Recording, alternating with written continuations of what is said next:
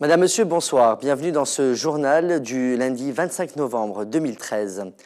Un consensus a été trouvé sur la personnalité du futur Premier ministre dont la première mission sera de la révision de l'ensemble des nominations au sein de la fonction publique afin de restaurer la confiance perdue entre les différents protagonistes de la scène politique. Le président de la Ligue tunisienne des droits de l'homme, Abdesattar Ben Moussa, a annoncé lors d'un entretien radiophonique qu'un accord a été conclu entre toutes les parties sur le nom du futur Premier ministre. Les noms de Nassel et de Mestiri ont été écartés au profit d'une autre personnalité politique plus jeune. Le président du Centre tunisien de la liberté de la presse, El Fahem Boukaddous, a affirmé durant le forum de la presse arabe libre la mainmise des autorités sur la presse, ce qui a conduit à un retour de la dictature et de la presse partisane. Il a ajouté que les propriétaires de médias sont en partie responsables de l'insécurité et des violences que subissent les journalistes tunisiens. Dans l'actualité du monde, des échauffourées ont repris aujourd'hui à Kiev où des manifestants pro-européens qui tentaient de bloquer le siège du gouvernement ont été repoussés par la police à coups de matraques et de gaz lacrymogène. Près de 1000 manifestants se sont rassemblés dans la matinée devant le siège du gouvernement pour protester contre le refus de signer un accord d'association avec l'Union européenne qui renvoie selon eux le pays dans les bras de la Russie. Ils étaient à nouveau plus d'1 millier ce lundi matin à Kiev devant le siège du gouvernement pour protester contre la décision des autorités ukrainiennes de stopper le processus de rapprochement avec l'Union européenne. Et comme hier, les échauffourées ont éclaté avec la police. Les manifestants pro-européens veulent maintenir la pression sur le gouvernement pour tenter d'infléchir sa décision d'ici au sommet de Vilnius qui débute ce jeudi. Un sommet lors duquel l'Ukraine était censée signer un accord d'association avec Bruxelles. C'est impossible de travailler de manière civilisée avec ce gouvernement. Nous espérions qu'il n'allait pas mentir. Maintenant, il faut qu'il soit honnête avec nous.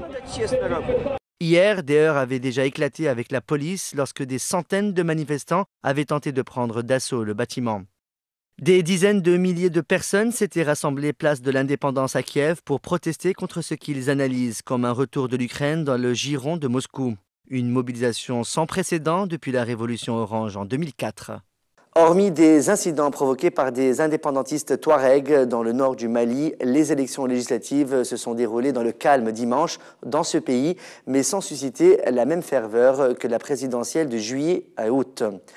À Talatay, à l'est de Gao, la plus grande ville du nord du Mali, des habitants indépendantistes touaregs ont manifesté et saisi le matériel électoral pour empêcher le déroulement du vote. Des incidents également provoqués par des indépendantistes touaregs ont aussi eu lieu à Kidal, dans le nord-est, où des vitres de voitures ont été brisées. Les éclats ont blessé une femme, selon une source militaire ouest-africaine dans la ville. Législative dans le calme mais sans ferveur au Mali. Excepté quelques incidents provoqués par des indépendantistes touaregs dans le nord, le scrutin d'hier s'est bien déroulé, même si l'affluence est nettement moins forte que lors de la présidentielle de l'été dernier remportée par Ibrahim Boubacar Keïta. Un cordon sécuritaire avait toutefois été mis en place, notamment à Tombouctou. Il me semble que les choses ont atteint une croisière. Parce qu'après les élections présidentielles, ces élections législatives sont vraiment très bien préparées. Donc c'est le lieu de féliciter tous les acteurs. Les élections d'hier doivent parachever le retour à l'ordre constitutionnel interrompu par le coup d'État des islamistes en 2012 et remis sur les rails par l'intervention internationale initiée par la France en janvier 2013. Finalement, je ne suis pas certain que beaucoup d'observateurs auraient pu faire un pari sur un délai finalement aussi court de retour à la normale. Alors on n'est pas encore totalement retourné à la normale. Il reste des défis importants sur le plan politique, sur le plan social, sur le plan économique, mais ceci est un passage obligé. Les premiers résultats de ces législatives maliennes devraient être connus ce lundi.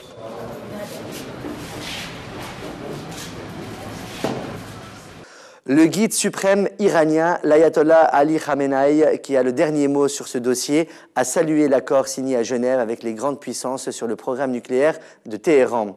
Le président iranien Hassan Rouhani a estimé que cet accord accepte le principe de l'enrichissement d'uranium en Iran, ajoutant que les sanctions avaient commencé à se fissurer. Israël a dénoncé dimanche un mauvais accord conclu à Genève en affirmant que Téhéran avait obtenu ce qu'il voulait, selon le bureau du Premier ministre Benjamin Netanyahou. L'accord sur le nucléaire iranien salué à Téhéran et dénoncé par Israël. Le retour des négociateurs iraniens a été triomphal hier, si l'on en croit ces images diffusées par les télévisions de la République islamique. Le guide suprême iranien, l'ayatollah Ali Khamenei, a évoqué un succès. Après 5 jours d'âpres négociations, les grandes puissances et l'Iran ont annoncé un accord au terme duquel le régime des Mollahs. Cet accord ouvre une nouvelle période de pourparlers sur le fond pendant 6 mois, mais il est fortement décrié en Israël. Nouvelle avancée de la colonisation en Israël. Les autorités ont donné leur feu vert à la construction de 829 logements dans plusieurs colonies de Cisjordanie, a indiqué une ONG opposée à la colonisation. La construction a été approuvée récemment par une commission de l'administration militaire israélienne chargée de la Cisjordanie, a affirmé le responsable de cette ONG. Pas de halte à la colonisation pour Israël. Hasard du calendrier aux coïncidences préméditées avec l'actualité iranienne, le feu vert a été donné par les autorités israéliennes pour la construction de 829 logements dans 5 colonies différentes en Cisjordanie. C'est une ONG opposée à la colonisation qui l'annonce aujourd'hui. Ce week-end, un accord majeur a été trouvé sur le programme nucléaire iranien entre Téhéran et les grandes puissances occidentales, un accord dénoncé par Israël. Le 13 novembre, le Premier ministre israélien Benjamin Netanyahou avait provisoirement renoncé à un projet de colonisation record portant sur plus de 20 000 logements. Cela étant, le feu vert pour la construction de ces nouveaux logements, révélé aujourd'hui, date bien d'avant l'accord sur le nucléaire iranien. Mais son annonce risque de tendre un peu plus les relations entre Tel Aviv et Washington notamment. Et comme désormais à chaque fin de journal, on vous propose un film à voir. Ça sera aujourd'hui La Marche, pas encore sorti dans les salles, mais en voici la bande-annonce. Cadeau. Tu veux que je fasse quoi avec ça? Faut bien qu'il paie pour ce qu'il t'a fait, j'ai compris. Mohamed! Après, tu le butes? Mais c'est pour toi, c'est pour te venger, Mohamed. D'accord, tu veux me manger. Tu vas buter tous les racistes de France. Bah, s'il faut, ouais. Bah, t'as du boulot. On va conquérir le cœur des Français et on va lui faire prendre conscience que son visage a changé. Martin Luther King l'a fait. Gandhi l'a fait. C'est une marche contre le racisme et pour l'égalité. Bonjour.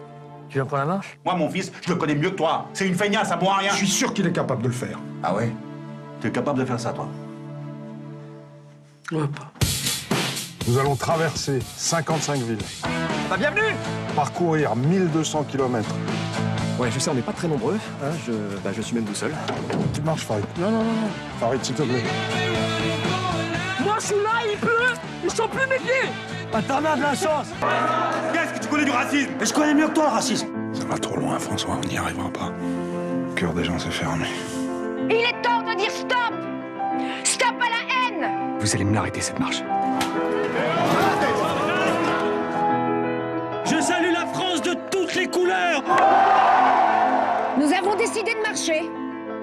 Est-ce que c'est le bon choix? On n'en sait rien. Mais au moins, on aura essayé. La sortie internationale de ce film est prévue le mercredi 27 novembre. La Marche, réalisée par Nabil Benyadir, avec à l'affiche Jamel Debbouze. C'est la fin de ce journal. Merci de votre fidélité. On se retrouve demain soir pour une nouvelle édition. Passez une très bonne fin de soirée sur notre chaîne. À demain soir.